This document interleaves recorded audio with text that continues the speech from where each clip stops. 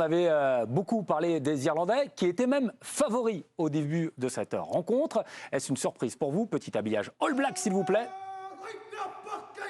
Kevin Gourdon, surpris ou pas? Un petit peu. Pas beaucoup, mais un petit peu. Oui, donc. Fred Verrier? Non, Non, pas surpris. Pas surpris.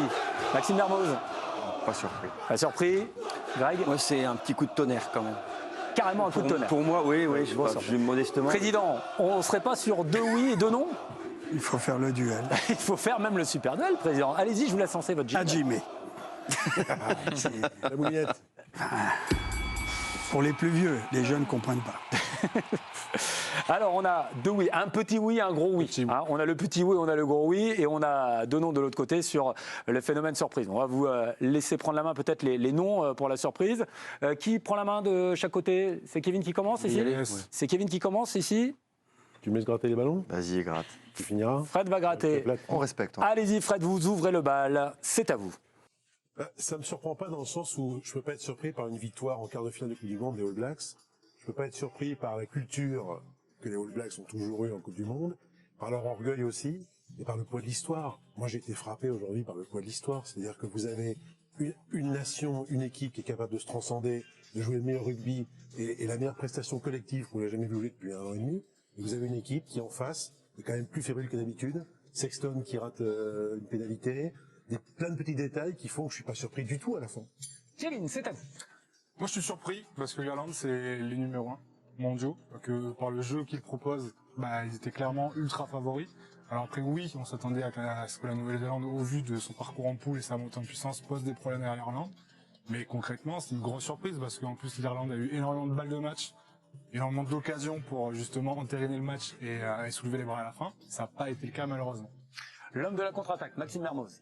La première mi-temps contre la France en match d'ouverture a été quand même la preuve que les Blacks avaient progressé et étaient un sérieux prétendant en tout cas au titre puisqu'ils ont réussi à élever leur niveau de jeu. Mais on hésitait un petit peu sur leur capacité à tenir 80 minutes. Ils ont eu des moments faibles mais ils ont gagné le Four Nations et ils ont montré qu'avec les qualités qu'ils pouvaient avoir collectives, ils arrivaient à répondre dans les grands rendez-vous. Et souvent les Coupes du Monde, les grandes équipes échouent en quart de finale. Ça me fait penser à 2007, France, Nouvelle-Zélande, où les Français sont allés taper les Blacks. Top, terminé, le finisseur. C'est la meilleure équipe de la planète depuis longtemps, un peu dans la foulée de ce que fait le Leinster. Quand vous les voyez jouer, c'est une symphonie, c'est calé de manière merveilleuse. C'est à la fois quelque part l'équipe la plus précise, c'est aussi l'équipe peut-être la plus intense ou peu s'en faut. C'est aussi l'équipe qui a parmi la plus grande qualité individuelle. Je pense à Van der Flier ou à Aki. Et ils étaient vraiment programmés, sans parler de la flèche du temps ou Dieu sait quoi. Il me semblait qu'ils étaient vraiment programmés sur ce rendez-vous. Tout était vraiment calé de manière précise. Et c'était un peu les maîtres S-Ruck, les rucks sur lesquels les Blacks avaient explosé en deuxième mi-temps contre les Bleus. Donc très franchement, ce que j'ai vu moi, je le dis honnêtement, je m'attendais absolument pas à ce dénouement-là. Top. Joli super duel que vous allez arbitrer sur l'équipe Connect, mon cher Romain, hein, c'est bien ça. Voilà, vous avez fait une superbe démonstration. Donc allez-y, vous nous dites de quel côté vous êtes, vous. Côté surpris ou pas surpris? Qui vous a convaincu? J'ai une petite idée sur le choix du président, mais j'ai quand même demandé l'arbitrage du président. Non, mais je suis pas surpris. Parce que, bon, moi, de cœur, je suis pour les Blacks. Je respecte bien sûr cette équipe irlandaise. Après, ça se joue à rien du tout. Donc aujourd'hui, les Irlandais gagnent. Je suis pas là en train de dire que c'est immérité. Maintenant, moi, je dis les Blacks. Pourquoi? Parce qu'ils ont joué quand même à 14 pendant 20 minutes. 2 cartons jaunes. Ils ont piqué quand il fallait, donc ils n'ont pas maîtrisé totalement leur rugby, mais ils sont appuyés sur une grosse défense, même s'il y a eu 6 essais. D'ailleurs, entre parenthèses, sur les 6 essais, puisqu'il y a eu un essai de pénalité, il y a eu 5 essais des All Blacks. Aki, Gleeson Park, ils sont nés en Nouvelle-Zélande. Juste pour le petit clin d'œil. Et oui, mais bon. Et l'Irlande était au maximum. Ils avaient l'aiguille dans la boîte à gants depuis le début. C'est clinique, chirurgical. Mais et d'habitude, ils passaient. Ils arrivaient à franchir, à marquer. Ça s'est joué peut-être à rien. Cette pénale touche, la mêlée, aplati sur le ventre de Barrett qui se sacrifie, une pénalité, Barrett en a raté une aussi, etc. Mais je suis pas surpris parce que les Blacks, ils se battent. Et on les a enterrés, on les a massacrés, ils font tourner la planète du rugby. Sportivement, plus de 80-85% de victoires. Économiquement, tout le monde. Quand ils font le haka, on les siffle. Un véritable scandale pour moi, mais ça fait déjà très longtemps que je le dis. Aujourd'hui, ils n'ont pas été sifflés. Non, mais ils sont pas sifflés. On reprend comme les Anglais chariotent, enfin je sais plus leur truc, les Irlandais, c'est peut-être pour, là je m'égare un peu, mais on va en parler tout à l'heure, c'est peut-être pour désacraliser le haka, mais moi je trouve que c'est tellement beau de respecter. C'est pas un truc nouveau, c'est pas un truc de marketing. Ils le font depuis 1911, tu vois, ou 1905. Et là, on les siffle. Et alors que les Anglais, ils sont fair-play d'habitude, ils sont bien éduqués. Mais ça fait maintenant 10 ans. Tout le monde les siffle. Ils ont chanté dessus, ils ont pas sifflé, Ils ont pas sifflé, mais ils ont chanté dessus. Non, mais il y a plus le respect du moment, quoi. Oui, mais Petite moi stat je à vous trouve donner. ça malheureux. Mais bon, Alors, on peut en parler tout de suite. Alors, tiens, vous avez lancé le débat et on reviendra après à notre surprise. Mais Je sais pas. qu'est-ce qu'il y a, Greg? Non, mais revenons au jeu. On parlera par rapport après. à bon, si on parle Alors, de j'ai la ma CAF, stat. on peut y aller maintenant. Mais J'ai ma stat sur 14 entrées dans les 22 mètres, par exemple, des Irlandais. Ils sont allés 14 fois dans les 22 mètres. Mais ils ont moins marqué que les Blacks, qui sont rentrés seulement 6 fois dans les 22 mètres irlandais. Kevin, qu'est-ce qu'il s'est passé ce soir pour l'Irlande? Donc, est-ce que c'est l'Irlande qui a moins bien joué ou est-ce que ce sont les Blacks qui ont mieux joué que ce qu'on pouvait espérer? Non, les Blacks, ils ont joué à leur juste valeur. Dès qu'ils sont rentrés dans les 22, ils ont réussi, ils sont ultra pragmatiques, vraiment carrés. Les Irlandais, ils ont eu beaucoup de balles de match, ils ont eu beaucoup d'occasions, mais bizarrement, comparé à d'habitude, ils n'ont pas réussi justement à s'en sortir et à mettre les ballons derrière la ligne d'un but. Et c'est un peu paradoxal parce que généralement, les Irlandais, quand ils rentrent dans les 22, ils scorent. Là, bizarrement, le match le plus important pour eux, ils se sont un peu trouvés là-dessus et je trouve que c'est vraiment dommage pour cette équipe. Mais tu as vu, Kevin, quand même, moi je te suis, parce qu'ils ont eu beaucoup d'occasions, mais ils marquent 3 essais en quart de finale au Black. C'est énorme, 6 essais. Rappelez-vous, 13-8 devant l'Afrique de suite. 13-8, un essai de chaque côté. Là, tu en as eu 6. Combien ils en ont loupé? ils en ont laissé 2-3 en route quand même. Camille Macali, vue du stade. On va retrouver Camille, qui va nous dire si elle prend position, elle, sur la surprise ou non de voir les Blacks s'imposer dans ce quart de finale historique. Eh bien non, je rejoins Éric Blanc, le président. Pour moi, c'est pas une surprise parce que déjà, à l'issue du match d'ouverture, même si les Blacks avaient perdu face aux 15 de France, ils s'étaient montrés très sereins en disant voilà, on est dans un process, on va continuer à travailler, on est en train de trouver des automatismes et on va monter en puissance. Donc vraiment, l'état d'esprit était très positif vis-à-vis des Blacks. On a aussi vu des bons signaux, même si c'était que l'Italie et l'Uruguay entre guillemets sur les 2 derniers matchs de poule. Et puis il y a une autre chose qu'on n'a pas dit encore, c'est que les Irlandais, eux, ont joué avec l'équipe premium depuis le début de la compétition et sur tous les matchs. Et moi, j'ai trouvé qu'il manquait un petit peu de jus ce soir face à des Blacks très généreux, voilà, et qui étaient prêts à aller au combat à n'importe quelle minute, même à 14, à 2 reprises. J'ai trouvé parfois, voilà, ces Irlandais avec un peu un manque de jus, un manque d'inspiration sur dernier moment, parfois un peu manque de lucidité aussi sur les derniers gestes, avec 2-3 fois des actions où ils auraient pu un peu plus s'emballer, notamment les ailiers. J'ai été déçu par les ailiers, mais en tout cas, voilà, le côté Andy Farrell qui met l'équipe premium à chaque match, c'était un gros débat qu'on avait eu notamment avec Fabien Galtier qui avait fait tourner face à l'Uruguay, et on a la réponse ce soir aussi. Peut-être que dans les 20 dernières minutes, il leur a manqué un petit peu de jus. Alors, rappelons qu'ils n'avaient pas trop le choix, hein. Ils ont joué aussi de l'Afrique du Sud et l'Écosse sur les derniers matchs. Maxime. Ouais. Je suis d'accord et pas d'accord parce qu'ils ont eu du mal au démarrage, les Irlandais. C'est vrai qu'au début, on les trouvait un peu lourds, pas assez réactifs. Donc est-ce qu'ils étaient peut-être dans l'émotion? On ne sait pas. Les ailiers, ils ont essayé de faire ce qu'ils pouvaient, mais les Blacks ont été présents pour les faire déjouer. On a senti, on en parlait de Sam Cane, qui fait le match, ça fait des années qu'on l'attend et qu'il est quand même assez discuté en Nouvelle-Zélande, Sam Cane. Et moi, je l'avais mis dans le corbillard il y a quelques temps. Donc, Comme Barrett d'ailleurs. Comme Barrett. Et ça, les deux joueurs, Eric, les deux joueurs All Black, qu'on mettait aux oubliettes et qu'on demandait à les sortir du 15 titulaire. Rappelle-toi, il y a une été semaine. sorti par l'entraîneur Foster, c'est pas Blanc-Éric qui l'a sorti. Non, mais ça fait 2 matchs qu'il jouait pas. La semaine dernière, On connaît votre influence, la Eric. semaine dernière, on parlait de Mackenzie titulaire parce que Barrett était en delà. Ouais. Petit par-dessus, derrière essai. En défense, il était impérial alors que match d'ouverture, il plaque pas un gonze. Sam Cane, dégrattage à plus en pouvoir. Enfin, les Blacks ont élevé leur niveau et ont été à peu près consistants. Et surtout, les Irlandais, ils ont fait des fautes inhabituelles. Je pense ce pauvre, je pense qu'il va pas dormir pendant 1 an ou 2, c'est Sheehan, le talonneur, qui se trouve complètement à 70 mètres de sa ligne. Sur une fin de passe, il sait pas sûr qu'il défende. Derrière, il y a essai. Il y a un rebond. Il a juste à ralentir un peu. Il prend, il peut aller marquer. Ils ont fait des fautes inhabituelles et je pense le symbole irlandais qui loupe une pénalité facile, Sexton, je pense qu'on est tous tombés. Là, on s'est dit, quand ça veut pas, C'est un signe. ça veut pas. ça veut Donc pas. ça a été un mélange de faute inhabituelle irlandaise. Donc je sais pas si le. Il y a quand même une dernière action à 37 phases où tout le monde tremble, on se dit. Ils ont du jus. ouais. Ils ont du jus quand même. mais on Plus, sent plus pas il y a eu qu'à un il y a eu moment, ils vont sur le réussir l'essai en à première main, franchir c'est un quelque plaquage raté de Van der Fleer qui aura pas un de l'année. Et le parce que- Jules.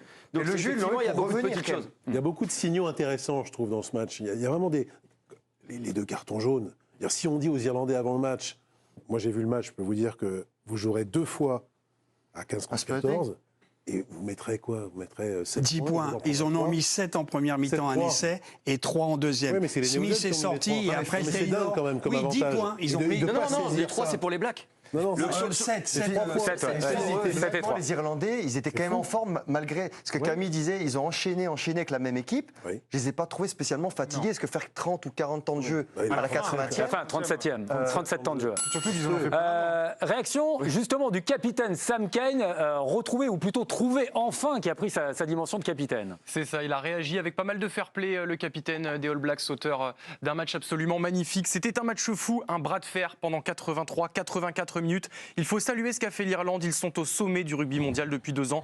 Donc on connaissait le défi qu'on aurait à relever ce soir. Je suis très fier des efforts qu'on a fournis. Mais moi, je n'ai pas les stats, mais j'en ai une. L'autre, je ne l'ai pas, c'est la possession. Mais l'Irlande a fait nettement plus. 50-50 la possession. Nettement plus de jeux. Ils ont couru avec le ballon dans les mains 632 mètres. Les Blacks 487.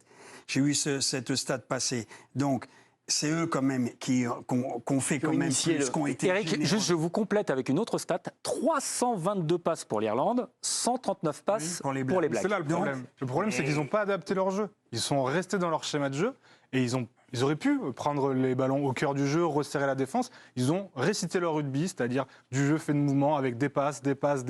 Et finalement, ça ne fonctionnait pas. Et avec Ils n'ont moins pas de réussi précision à changer. d'habitude. Oui. Et ils ont couru Mais derrière le qu'est-ce qu'il score aurait tout le fallu temps qu'ils fassent aussi. Ça les a Kevin, usés. ils ont quand même joué dans l'axe avec des avants ou dans le dos. Très peu. Mais dedans. Dans l'axe, très peu. Oui, mais ils ont essayé. Les Blacks ont été très forts s'ils ont gagné la guerre du sol. Ah oui. Hein, il y avait du Darmanin chez eux. Interdiction de passer. Non, mais c'est une réalité. La Ils mêlée, ont la ralenti mêlée. 150. La mêlée. La mêlée. Lomax est revenu, De Groos était là. Lomax jouait pas contre l'équipe de France. Retalik, en deuxième ligne, jouait pas contre l'équipe de France. Discutable la mêlée, quand même. Sauf. Bah, moi, les mêlées tournées sur les enfoncées, décisions, j'ai sur pas les trouvé que décisions c'était un discutables, scandale. Il a sanctionné les. Enfin, Les mêlées tournées avec ouais, il a Porter sanctionné. qui Ils prennent 3 rentrait. pénalités sur les Blacks prennent 3 pénalités sur faute de mêlée. Et sincèrement, c'est la deuxième fois qu'on voit les Irlandais aussi, on va dire, gênés sur les touches. Oui. Ah oui. Qui est une rampe de lancement. déjà, hein. Et non, Ouais, devant les qui est une Sudaf, rampe de lancement où les Irlandais adorent lancer le jeu, adorent varier autour, jouer dans la cassure, jouer par-dessus, jouer au milieu.